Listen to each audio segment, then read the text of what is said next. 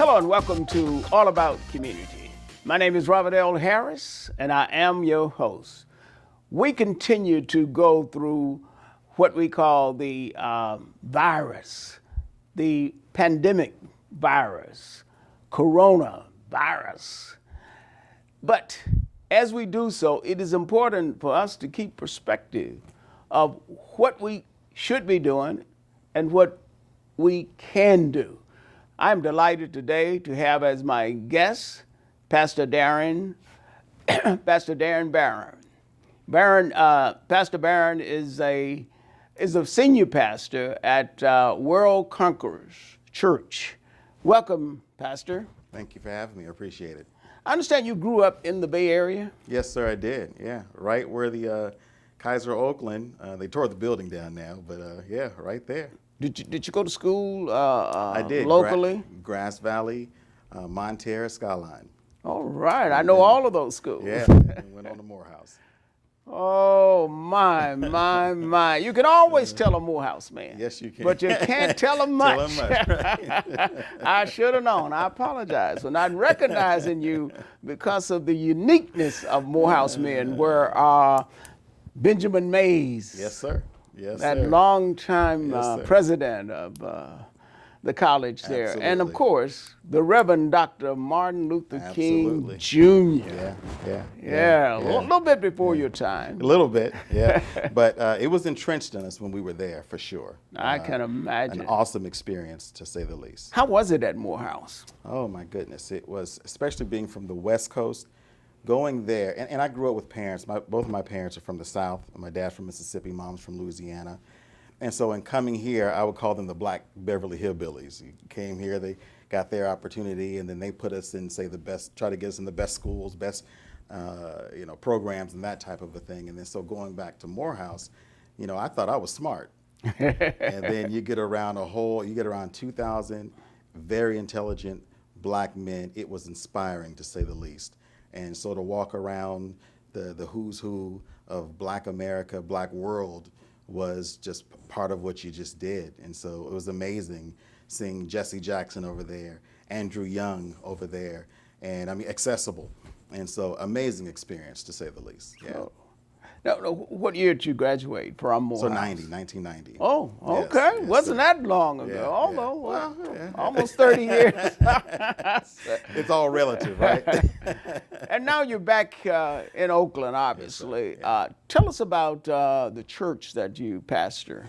So I pastor World Conquerors Church. When I came out of school, to go back, my parents are entrepreneurs, and so my dad started an oil company here in the Bay Area called California Gas and Oil.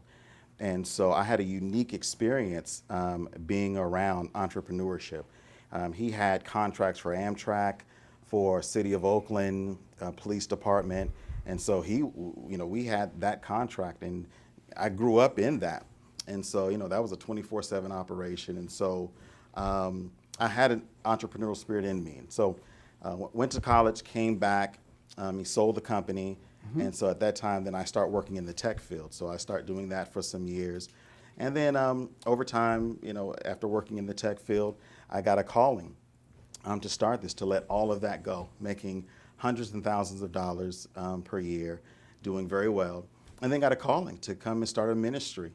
And so, I don't like to think of myself as just say, if you want to call that a religious nut or a quote unquote Bible thumper or anything like that, but got a clear calling to stop what I was doing and to start a ministry in the Oakland Hills. And so I did that. And so my wife and I started a Bible study at Merritt College, and people start coming. And then 2 years after that, we started the church, and people just kept coming and went from, a small thing to what it is today. And God has just really blessed us in this endeavor. So we have an awesome church. And if someone wants to join you, the church, can they do so? Absolutely. You could just log on to worldconquerorschurch.org. Very simple. It's simple to do a lot of things. We are not only, you can come see us, but we're online. We're pretty much everywhere. You can Google us. And so very accessible to get to World Conquerors Church. Now we are facing what is known as the pandemic. Yes, sir. Coronavirus. Yeah. COVID-19. Yeah. Has that changed your church in any way? Well, it's changed a lot. It's something that I actually think about a lot, and not so. I like, again, as I talked about coming up in business, I really believe in structure, and so in structure, you always have to have a plan for if something goes awry. And so, of course, no one could know that this would happen, but it's interesting. In the beginning of the year, I taught a message on begin again, build again, believe again, and be bold again, which actually helped my church to deal with what we're dealing with, because we had to get inside of, and this is before everything happened, we had to begin again. And so we had to start having services solely online. And as we should, especially as the coronavirus really impacts the African American community more so than others, we had to really take measures to make this type of a change. And it certainly has been a tremendous change. I know sir. that some churches are really struggling, Yeah. while some are being more progressive and really looking at this as an opportunity Yeah. to do things differently. So as we, to think differently. Yeah. We're going to resume in just a moment. Don't touch that dial. Don't grab that remote. Put it down. We will be right back with All About Community. Hi, I'm Cathy Adams, president of the Oakland African American Chamber of Commerce. As the impact of COVID-19 grows, OAACC believes it is important that the African American community hears directly from us in regards to mitigation efforts you may enact it to reduce the risk to your family and loved ones. Recent data reveals African Americans are dying from COVID-19 at disproportionate rates than other groups. Experts cite diabetes, hypertension, heart disease, and lung disease as factors. It is imperative that we institute safeguard measures listed on the OAACC website. We will be conducting virtual forums with African American experts sharing how we must conduct ourselves during this pandemic. OAACC has taken up the mantle to be caretakers for our community. Visit us at oaacc.org. Hello and welcome back to All About Community. Again, my name is Robert L. Harris and I am your host. When we went to break, we were talking about the coronavirus. And of course, I'm talking with Senior Pastor Daren Barron of the World Conquerors Church, who is my guest today. Pastor, what are some of, are you aware of some of the health disparities that people are talking about that connects with the coronavirus that causes us to be so susceptible to the disease? Yes. Primarily, you have a lot of issues in terms of heart conditions, diabetes, and it's really a travesty because even with the other issues that we're dealing with in terms of systemic racism, even how we eat is kind of tied into that, because the promotion of eating chips, for breakfast, because kids don't have. Why do we eat that way? Is it just because we just don't know how to eat, or are there underlying causes for us to eat that way? It's a systemic issue. It's one, of course, of economics. It's one of information or the lack thereof. It's one where the information pool is not fair, and we have to find a way. And when communities begin to start breaking up, and so when you have a community like it used to be here in Oakland, to where people, even if mom and daddy was away at work, you had your neighbors there watching over you as well. But we don't have that. You could go in someone and get a pot of greens. And some cornbread, even if mom and daddy was gone at work. Cornbread? What's cornbread? Well, being from Arkansas, you know. I know. I grew up on cornbread. Yes, sir. So, yeah. But oftentimes, I suppose that eating is a matter of survival for some people. Yeah. Many people go to bed hungry right here in the United States at night, go to bed hungry. And many children go to bed hungry. Yeah. How do we explain that? Yeah. It's a travesty, to say the least. And I think one of the things is that people have to learn how to start caring for one another, black, white, red, yellow, whatever. And we've lost that because consumerism and us trying to make it ourselves has trumped trying to make sure that someone Did you is say systemically. Trump? No pun intended, right? Or maybe it is intended, right?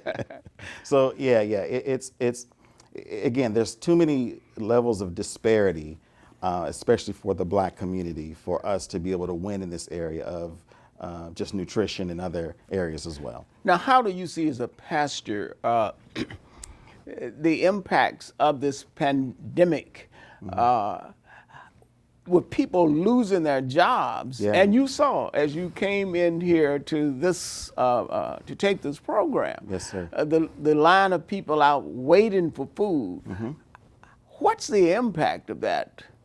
Well, it shows us that, as it said, that most people don't have a savings of $400. That's true. And so then it goes into nutrition, then it goes into the education of economics on just how to save or even have enough to save.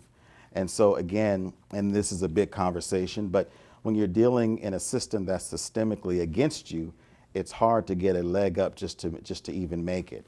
And so I think it's important for our community to really continue education and making sure that people have the information that's needed to be able to do basic things to make sure that they're taken care of. And until that time, I think it's important that's why I pay taxes. It's important for our government to make sure that people are not only well and making sure they're eating other things, but then supply it as well. I know we as a church, we do it extremely, thousands of pounds of food and clothes and things like that. Malcolm X once said, and correctly so, that education is our passport to the future. Yes, he did. Tomorrow belongs to those who prepare for it today. Absolutely. So if you don't have an education, that means you don't have a passport. Yeah. And you can't do anything without a passport. Absolutely. So what is going on with our educational system? I know you got a good education from what you just talked about, Morehouse man. Right. But a lot of people don't get the opportunity to go to Morehouse. Yeah. And as a matter of fact, they don't even get a good secondary education. What are we doing about that, if anything? Yeah, well, I think like if you look at a figure like a Frederick Douglass, he didn't attend Morehouse. He's self-taught, self-educated. And I think that just like I went to school for one discipline, but end up doing another, I had to have something on the inside of me to want to learn. Even to this day, I call myself a life learner. And we're going to always learn something. And so you might as well be targeted in doing so. And so I just think that, again, it's another thing of communities coming together to promote learning, to promote education constantly. These should be, it should be something just like we see these pill commercials. And but what can we do, if anything, to drive that? Yeah. That used to be a real value. Certainly when I was growing up in Arkansas, my mama and daddy used to say, boy, get an education. That's something they can't take from you. You just said it. Your mama and daddy was in place. We are in a position now to where you have, especially in the African American community, 78% of our boys are not growing up with mama and daddy, and even some no parents at all. And so one of the programs that we do in our church is that we work with the foster youth because no one is there to talk to them about these things. So before you even get to education, you got to deal with trust and all other psychological issues that you're dealing with as well. But you must pound in the heads. It has to be something repetitive that's going on. You must get an education. You must get an education. So you got to put money behind that. You got to put time behind that to get that in the heads of our kids. So we've partnered with Merritt College to make sure that, so if we're dealing with the foster youth, then we're working on a program right now where we help them fill out their application so they can get in, and now we're working on retention. And so it's one thing to talk about it, but it's another thing to have boots on the ground actually doing it. So, and it's boots on the ground that makes the difference. Absolutely. Because education is so important. It is. We're going to have to go to break again. Don't grab that remote. We will be right back with All About Community. Hi, we're Minuteman Press Oakland in downtown Oakland at 2406 Webster. We're your local printer. We help your business grow. We provide flyers, business cards, direct mail, any product that you need to promote your business, we have it. And remember, at Minuteman Press, no job is too small and no job is too big. Come by, stop at our shop at 24th and Webster, right behind the YMCA in downtown Oakland. Hello and welcome back to All About Community. Again, my name is Robert L. Harris and I am your host. When we went to break, we were talking with Pastor Barron. Pastor Barron, we were talking about the fact that education plays such a critical role. But we also have to admit that even after an education, some people still are discriminated against. How do we deal with that type of stuff? Yeah, I always like to deal with everything from the root. We're on different, various, couple of boards together. And I like to talk about things from the root of it, because if you deal with it from the middle, then it'll just grow right back.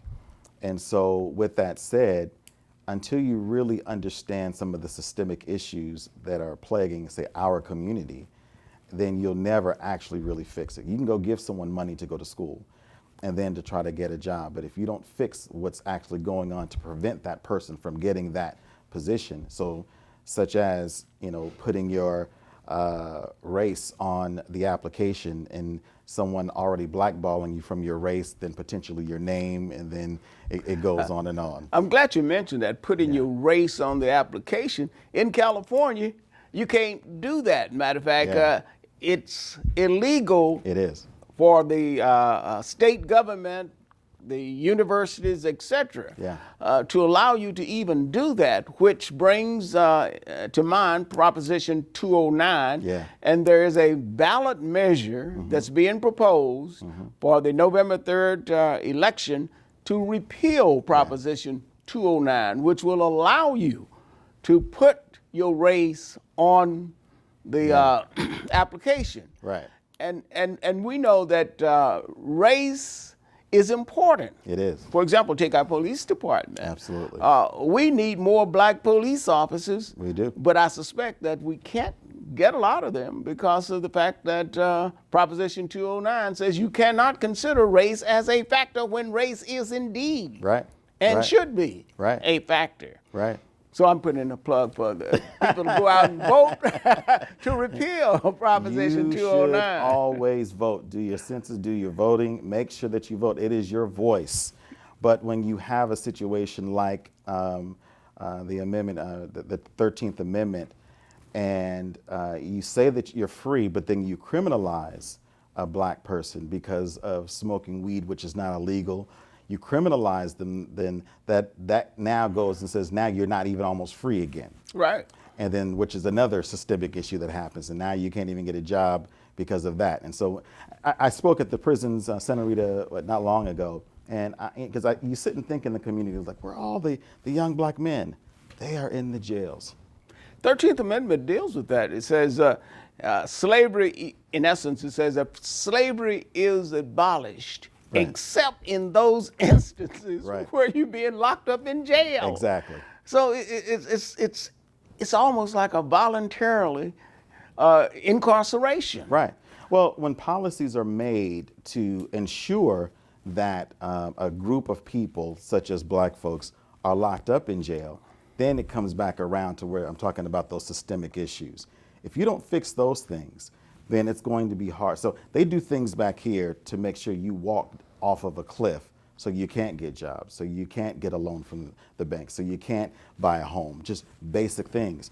If you don't fix that, and that's what I love what I'm seeing now, because now that you have everybody coming together, you have a potential opportunity to really change the power structure that's going on behind the scenes around. And when we talk about voting, we really are talking about starting at the local level and on the way up. Absolutely.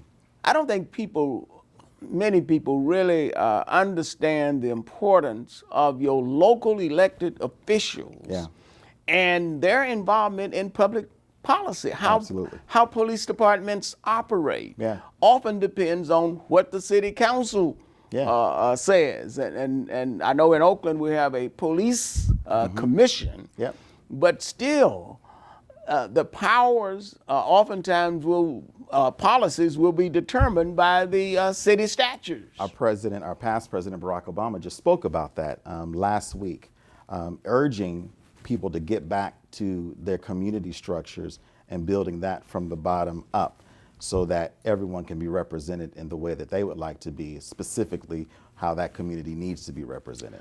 So in order to have an impact, people, it seems to me, ought to be just flooding to the polls to vote for their local elected officials, including the school board. It comes right back again to education. It comes Indeed. right back around letting people know that you can make a difference. Exactly. And also comes right back around to when you criminalize a person, they feel, well, now their vote doesn't even count anymore because they've taken that off the table to where people feel like that they can't vote or they can't participate in any type of way because they've been criminalized. Well, that's right. But it just seems to me that we miss a golden opportunity when we neglect to vote for our school board. Back to education. Yeah. Now, what happens in the educational system really depends on what goes on at that school board. Absolutely. And I think it's a travesty that you have to go and pay for an education twice. You're paying for it through your taxes, and now you're going to go take them to a private school. I grew, like I said, I went to public school. So did I. Yeah. And man, look, parents paid for it through your taxes. And you went to some, at that time, certainly some very good, Grass Valley. Yeah. Montero, you said? Yes, sir. And Skyline. Skyline. I Yes. mean, those historically have been considered great schools. Yeah. We're going to have to go to break, but we will be right back. Don't touch that remote. We will be right back with All About Community. Positive Links Day program is a community center that provides disability awareness to remove some of the stigmas associated with the disabled population. We are located at 675 Hagenberger Road, Suite 255 in Oakland, California. Our mission is to be a voice for those that don't have a voice. We are recruiting community volunteers for training to assist us to develop and provide awareness for the treatment available for the disabled community. If you would like to volunteer, you can reach us at 510-878-9779. Hello and welcome back to All About Community. Again, my name is Robert L. Harris and I am your host. When we went to break, we were talking with Pastor Burns about education, but now I want to shift our focus just a little bit to the police and what's going on nationwide, actually worldwide, because of what has happened with the murder of George Floyd. How do you see that, and what are some of the impacts you see coming out of that, if any? Positive impact is that it's clearly not in vain up to this point. People are out marching. Negative impact, or go back to the positive, is that we see what was in the dark. It's and here's the thing. Good way to put it. If you have been black all these years, it was always in the light. The light just wasn't believed. And so just like back in the 60s when they broadcasted children being hosed down, people, the white America didn't really care about all of that until they saw it on TV. And so now you see a black man gasping for air, calling out for his mother. You see something so graphic and horrific, and it sheds light on the police department. Now, I'm one to believe that the police is just like society. You have some that are, not good at all, and you have some that are really good. And so, but the ones that are not good in this particular case that has power, someone has a responsibility to make sure that gets rooted out and dealt with appropriately. And so from Oakland to the world, I think there just has to be there has to be reforms to look at this type of behavior to say, this cannot happen, this will not happen. If it does happen, you will be prosecuted. And we've had our share here in the Bay Area. We've had Oscar Grant. We've had the so-called rider cases. I guess it's been, 12 years. They're still dealing with that. The question is, when does it come to an end? I think one of the things we have to do is that the police have to live in the communities that they police. Because then you have an understanding, it's not so much policing by force, but it's policing by community involvement.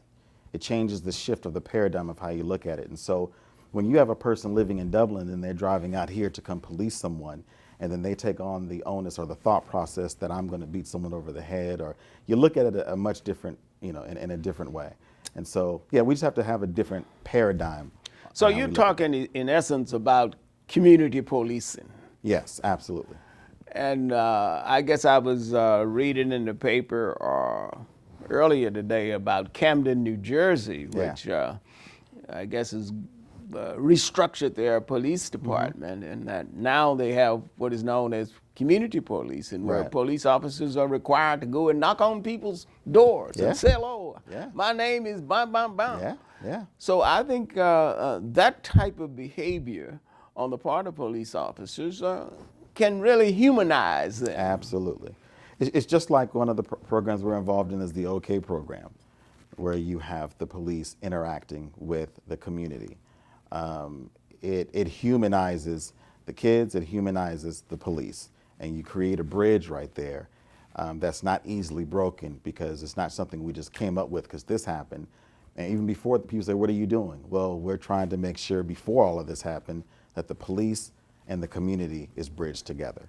And that bridge is so important, it seems to me, because we had on our program recently Officer Robert Smith, who talked about the OK program and what it is designed to do, and then of course some of the great accomplishments of working with these young men, keeping them out of juvenile halls.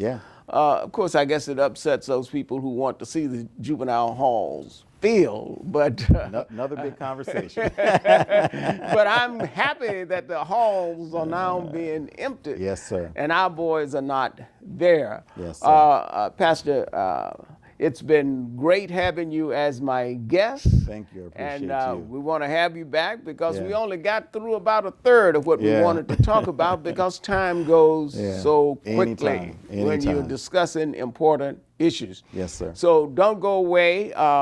We will be back with our second guest, Cathy Adams of the Oakland African American Chamber of Commerce. Again, thank you for joining us on this segment of our All About Community. And again, thank you, Pastor Barron, for being with us today. Hi, I'm Cathy Adams, president of the Oakland African American Chamber of Commerce. African American owned businesses in Oakland, California collectively are an essential pillar of the overall business community, providing jobs and vital resources in a variety of consumer and professional services. OAACC is committed to our members who keep our city going with business tax revenue and household income they provide to families. The impact of COVID-19 health pandemic has created a vulnerable environment that has drastically affected many of our businesses. Therefore, OAACC Foundation created the COVID-19 Resiliency Relief Program to provide grants for our Black-owned businesses that are unable to qualify for federal funds. We are committed to raising $1 million to provide the funding of these grants. Visit oaacc.org. Donate now. Please do not let our Black-owned businesses close. Thank you. Hello and welcome back to All About Community. When we went to break, I mentioned the name of Cathy Adams. Cathy Adams is the president and chief executive officer of the Oakland African American Chamber of Commerce. Cathy, welcome to All About Community. Absolutely. Thank you so much. Glad to be here with you. Well, we're glad to have you. You are very active in a number of organizations. As a matter of fact, we consider you to be a community activist. Community activist. That's a big title to have, but I accept it because I certainly, Mr. Harris, believe in the community and been fighting this fight for a long time. And you're a former president or chapter. Well, I'm the founding president of the 100. Yeah, of the Black National women. Coalition of 100 Black Women. Yeah, and how long did that last? This has been founding president emeritus. So come November 4th, we'll be 25 years old. So All right. I believe in Oh, impact. you must have started as a baby. I did. I did. So, yeah, starting that organization almost 25 years ago, it warms my heart because I always told them, I said, being the founder president emeritus meaning I don't have to be the president forever. So I'm impacting change and making sure that we move the needle to make other members, other leaders come forward. So I'm on the part of the organization. I got one vote. So working as a team. So you are impacting change. Now tell me Yes. about impacting change as it relates to the Oakland African American Chamber of Commerce. How long you been president? I Yes. mean, you've had a long time to impact change. Well, I'm so happy just being the president of the chamber. I'm coming up on my 1-year anniversary, July 1st. But as you know, I remember you back in the day when you was the chief counsel and all those other things you were doing for PG&E. And PG&E was a member of the Northern California Black Chamber of Commerce. And now PG&E is getting ready to move Move to Oakland. Move to Oakland. I mean, it took them a long time to figure out what side of the bay is really sunny. Well, I was so excited when I saw that press release the other day. You know, I was scrolling in San Francisco Business Times. People were emailing me, and I said, don't worry about it. We're talking to the chamber. We're talking to PG&E. We're already in touch with them. So I'm just saying that being an intern initially at the Northern California Black Chamber of Commerce, this is all coming full circle. And that's why this position means so much to me, because when we think about our people, our community, I said we still are wanting to do the same thing, making a difference, help to change, you know, particularly now more than ever, impact change. Now that you are the president of the Oakland African American Chamber of Commerce, what are you doing to impact change? Well, I'm glad you asked. Right now, given the time that we're living in right now, I'll go just straight to that one with COVID-19. A lot of the African American owned businesses were impacted when shelter in place started like early March. And we got so many calls to the office, call to my personal phone. And members were like, I'm gonna have to shut my business down. And I said, no, we're gonna get through this. I was hoarse a lot, and I'm thankful that I'm not so hoarse today. But all of those businesses had major concerns in terms of how they were gonna pivot. So what we were able to do when you talk about impact and change, we were able to talk to some of our retailers and talk to some of the chefs and the caterers. And what we were able to do is to be able to deal with our ecosystem. Jeffrey Pete has got one of our members, Chef Lala, using his kitchen. Chef Mimi, who is, not Chef Mimi, Chef Michelle Mabry, is a member of the Oakland African American Chamber of Commerce. So that was an opportunity while Jeffrey's place was shelter in place to be able to make his kitchen available for some of those caterers. So the list kind of goes on in terms of how they pivoted. They created the curbside service. A lot of people went, you know, doing business online. So when you talk about impact change, we created the COVID-19 OAACC Resiliency Relief Program. And that was an opportunity where we committed to raise $1 million. And I'm pleased to say that we're getting close, not yet to $500,000, but we're getting close. And I believe God's gonna do something good for us by June 15th. For us to be able to provide small grants, not loans, but grants. Have we lost a number of black businesses due to the COVID situation? I feel that what we know for sure, based on what's happening with the Oakland African American Chamber of Commerce, because we've been there to advocate for our businesses, we have not gotten any calls yet from our members saying that they have actually closed. And have our members been able to take advantage of the PPP, Payroll Protection Plan? Well, funny you bring that up. We all understand systemic racism. Mm-hmm. We have it with, now I feel like we got two pandemics, given the sudden loss that we have in our community and the series of events that are going on in our lives right now. I feel that the businesses right now have got to fight stronger than others. A lot of them are pivoting because it's hard Mr. Harris, for them to actually go out of business, because that's people's livelihood. That's all they have. When you're an entrepreneur, there's nowhere to go. Some of the businesses that we have, they may be mom and pop, as they say. It's not bad to have a side hustles, but the majority of our businesses are not side hustles. They are the major way to feed their families. So I say that with the PPP funds, initially, because we have to be fair in the comment, initially, a lot of the business were not getting the loans, and that was across the boards. Even the ones... Well, let's discuss that in a little bit more detail and put it in the context of the resiliency fund that is being established. But right now, we do have to go to break. Okay. Don't touch that. Don't touch that remote. Up, put it down. We will be right back with All About Community. Hi, we're Minuteman Press Oakland in downtown Oakland at 2406 Webster. We're your local printer. We help your business grow. We provide flyers, business cards, direct mail, any product that you need to promote your business, we have it. And remember, at Minuteman Press, no job is too small and no job is too big. Come by, stop at our shop at 24th and Webster, right behind the YMCA in downtown Oakland. Hello and welcome back to All About Community. When we went to break, I was talking with Cathy Adams, the President and Chief Executive Officer of the Oakland African American Chamber of Commerce, the best chamber of commerce in the world.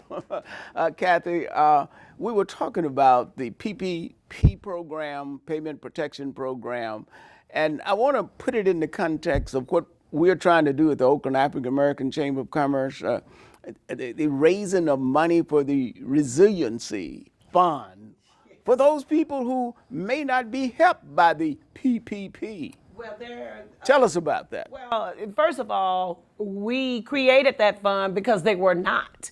The black businesses were not getting the PPP funds. They were not getting it. Any reason why? Well, we know the reason why. Systemic racism. It goes back to... Racism? I thought racism was dead. Well, racism is kind of alive and well, unfortunately, when it comes to, and I'm going to put it out there, I'm sorry, when it comes to banking and lending institutions, our businesses have been marginalized by this for a very long time. So as if we needed this pandemic to take over our lives. So we were already dealing with the pandemic around our health disparities around COVID-19. Now, when shelter in place went in place, our people, like you said, they're small businesses. So while they're trying to... And they were actually just shut down. They were shut down. The money was not coming from anywhere. The employees end up filing unemployment. So even, I would say, just on a small scale, the businesses that I talked to personally pretty much said that when they had got approved for that funds, they couldn't get their employees to come back. It's like the system is like designed to confuse us and mess us up every single time. Now they get the PPP money. Someone's sitting at home all day getting unemployment. What's going to make them come back? And then the problem with the businesses of the initial PPP funds, they had to use it. He said, well, hey, if I bring somebody for 8 weeks, for 2 months, what's going to happen when the business scale is always going to be low? Because keep in mind, you're doing curbside. Yep. And now everybody's doing curbside. Right. So it's not like you can walk in and get your full capacity for your restaurant. So you may get 50% of that coming in. Mm-hmm. There is no way that you're going to be able to balance that out and make it work. It's almost impossible to be able to pay the individuals their full salaries. Now, even though PPP funds, when you talk about the systemic racism, here we go. You've got a business owner. I can use an example. One of our members with Plate, for instance, he said, hey, I can't accept this money because at the end of the day, people are on unemployment. Then if you get them there for 8 weeks, they done came off unemployment. Now there's no more money to pay them. So now they got to go back furlough again and then go back to unemployment. So you got your employees does not want to come back. And then when he talked about, which was interesting, he said, hey, you got a restaurant, you in the kitchen. you're washing the dishes, you're making orders, you're doing DoorDash, whoever's coming to your door to come. And then he said, hey, by the time the end of the night, when it's time to fill out the application, all the money already gone. Already go. Now, what is this resiliency fund, and how does specifically it will operate? Well, the Resiliency Fund will operate based on the funds that we've raised. We have a goal of $1 million. It is an application process. It's in various phases. The first phase will be members of the Oakland African American Chamber of Commerce that have been members since May 1st. So we know that all businesses need help. It is an application process which you can log onto our website at oaacc.org. The application And details are there, right? All of the details are there, oaacc.org. The Resiliency Fund Say is that there again posted. slowly. Oh, I can say that slowly. The OAACC Resilience Relief Program. It is on our website at oaacc.org. Good. And what's unique, Mr. Harris, is that it is not a loan, and it is a grant. And if we can Grant, you don't have to pay back grant. I love no, grants. you don't have to pay back grants. But what we were able to do because of the PPP plan, yes, there is a requirement, but we're saying meet 3 of these 5 requirements. We don't have to get your mother's birth certificate, because the requirements sometimes were so hard that the businesses can't meet them or even qualify to get them. So it's not free money. You still it's free in terms of a grant, but you do have to qualify and be approved. But you for do it. also have to be a member of the chamber to take advantage of this, right? Yes, for the first phase. Now we got good news to share. Good news. The first phase will be members that have been members as far as May 1st. Then the second phase of grants would be members who are not, for individual business owners that are not members. However, if you are awarded a grant, and let's say you get $5,000, we will be deducting $350 for your membership out of the grant. That makes perfect sense to me. In addition, Perfect sense. and it gets better. It gets better, Ms. Okay. Harris. It gets better. Because we've got to be business ready, and we've got to make sure that something like this happens again.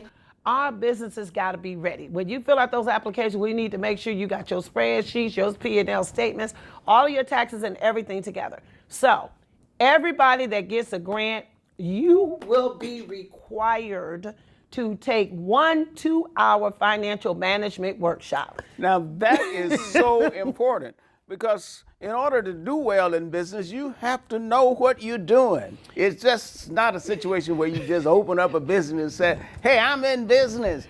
The chamber will help you. Yes, we've already got 2 of our members. I understand that one of the other corporations, I haven't got that confirmed yet, they will be sending some of their professionals. This is from a major corporation accounting firm that will be coming to provide this training as well. Because we can't escape it. So there will be training in addition to funds available, but most importantly, you will be trained. We're going to have to go to break.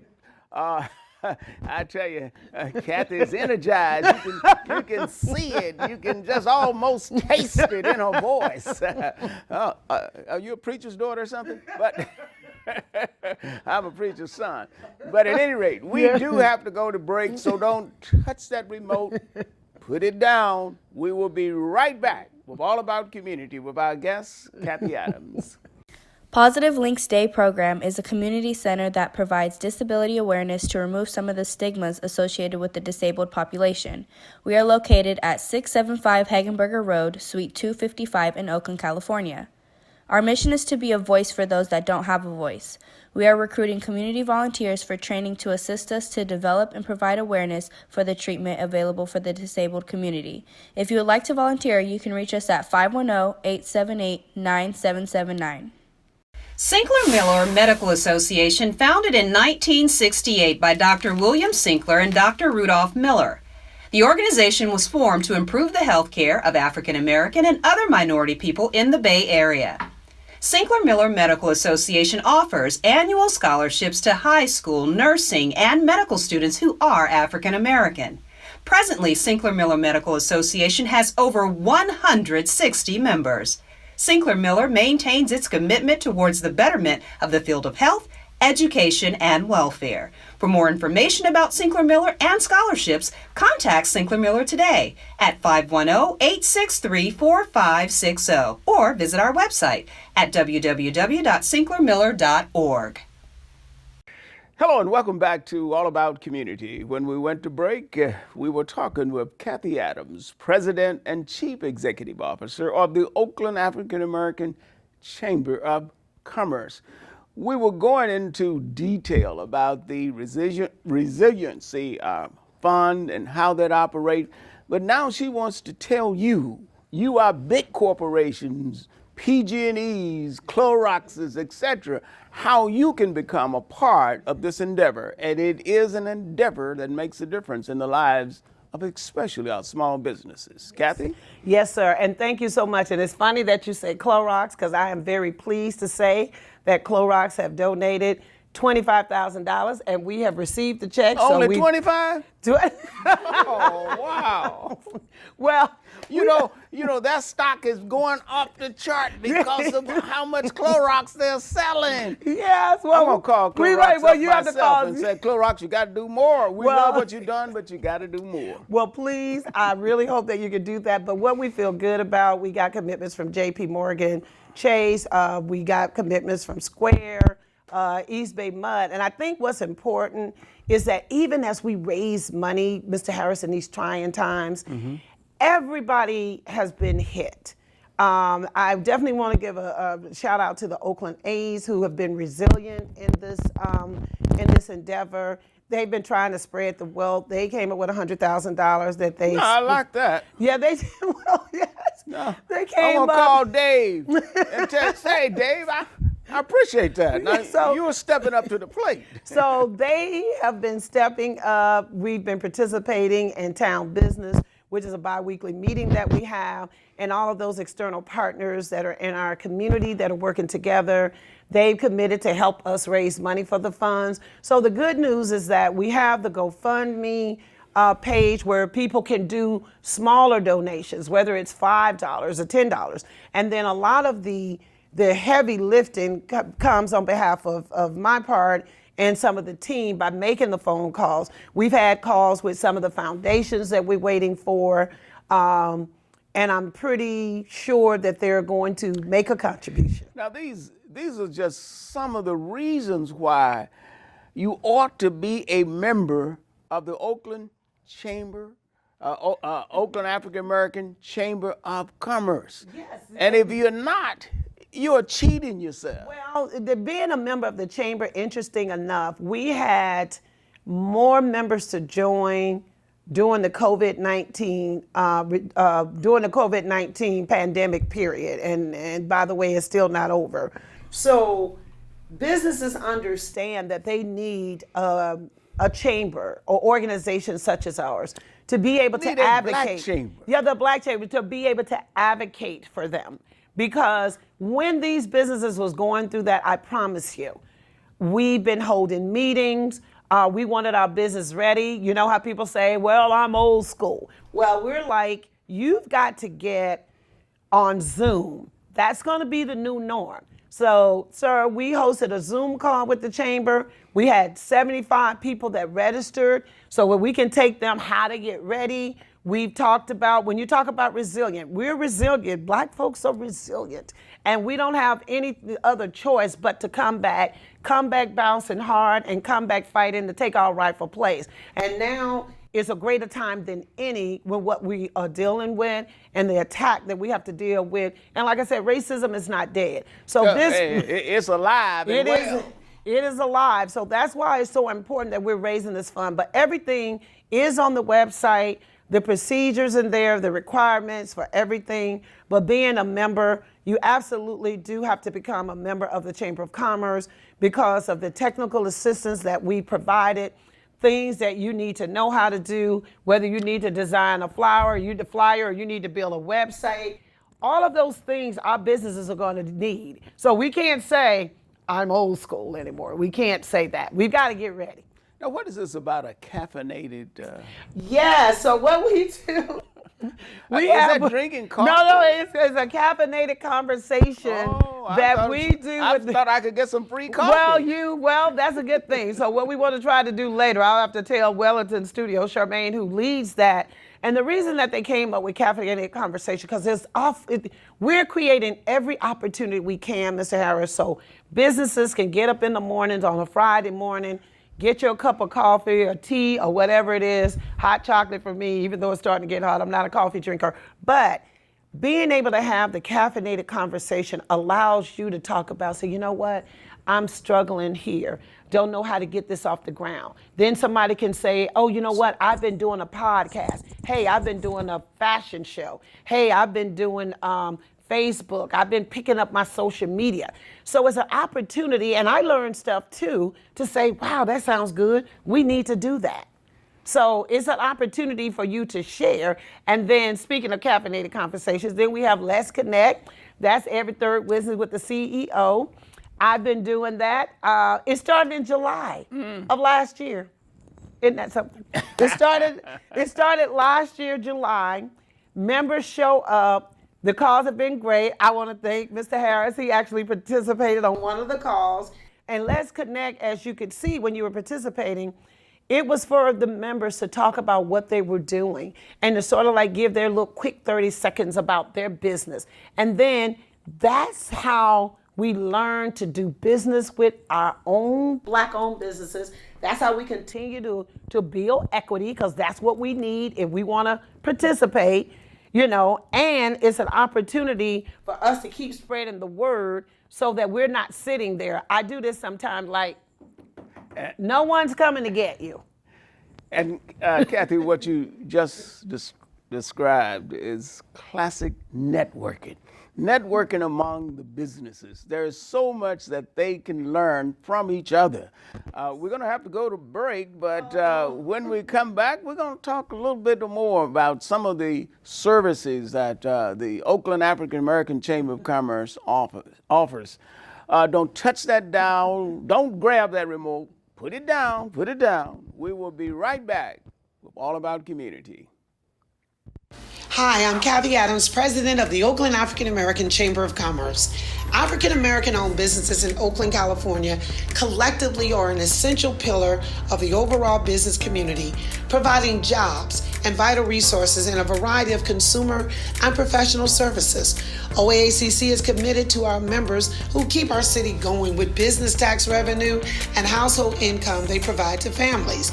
The impact of COVID-19 health pandemic has created a vulnerable environment that has drastically affected many of our businesses. Therefore, OAACC Foundation created the COVID-19 Resiliency Relief Program to provide grants for our Black-owned businesses that are unable to qualify for federal funds. We are committed to raising $1 million to provide the funding of these grants. Visit oaacc.org. Donate now. Please do not let our Black-owned businesses close. Thank you.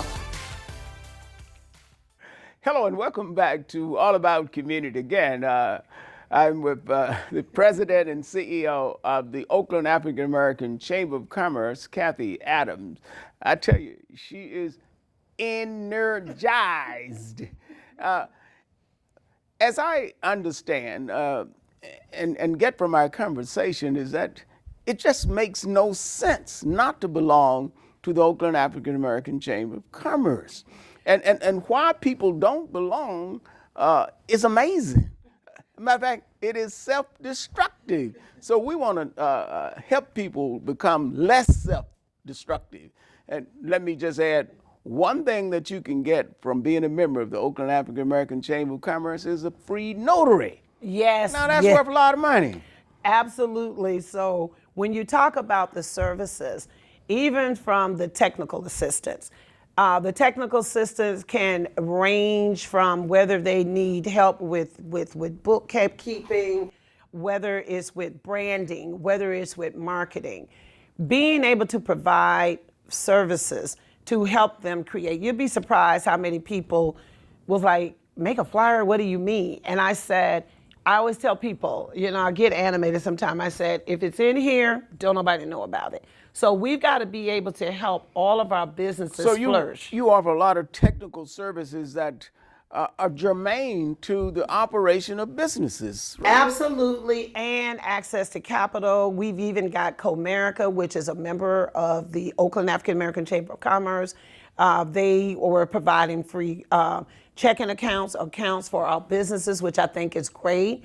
So we're constantly pushing that. So if businesses want to consider that, they're able to do that as well. Now, let me ask you about a couple of quick things that since time is almost out. Oh, wow. The president's reception and the annual luncheon of the chamber, which of course we won't have this year, but just a brief word on both of those. Well, a brief plug on both of those. Yeah, a plug of those. We didn't have the president's reception, and I give a shout out to our wonderful chairwoman, Shonda Scott. But we will be having activities that will be coming forth. And the annual chamber luncheon, this would be the 17th annual chamber luncheon that we host each year. But because of our new norm, we're in process now, more to come on that, where we will have it this time, and it will be done via Zoom. We're going to have a virtual luncheon. We're going to have a virtual luncheon. I want to order a Yes, you're gonna. hamburger. Yes, but you're gonna know. It's funny that you say that. Now you're not gonna laugh, Miss Harris, because guess what? I had an opportunity just this morning, which was crazy, with Chef Rain with Red Door Catering. They did a virtual fundraising event. Mm-hmm. They had all these different chefs. You were able to order your food on this particular app. I won't say what it is. So when we do the chamber luncheon, you will still be able to order food for the luncheon. It will be delivered to your home, and you will enjoy this fabulous luncheon. Our keynote speaker is a surprise. We're working on that, and then we'll be honoring some of our business and entrepreneurs that are really doing great work. So no, we're ready. It's time to be ready. The chamber is ready. And you're ready, and we can see why the Oakland African American Chamber of Commerce is doing such a great job. We have a very energetic President and Chief Executive Officer. Cathy, we want to thank you for joining us here on All About Community. And in closing, let me say that if you are not a member of the Oakland African American Chamber of Commerce, you're doing yourself and your business a disservice. Thank you for joining us. No matter what you do, when you do it, or how you do it, in the final analysis, it is still going to be all about community. My name is Robert L. Harris, and I am your host.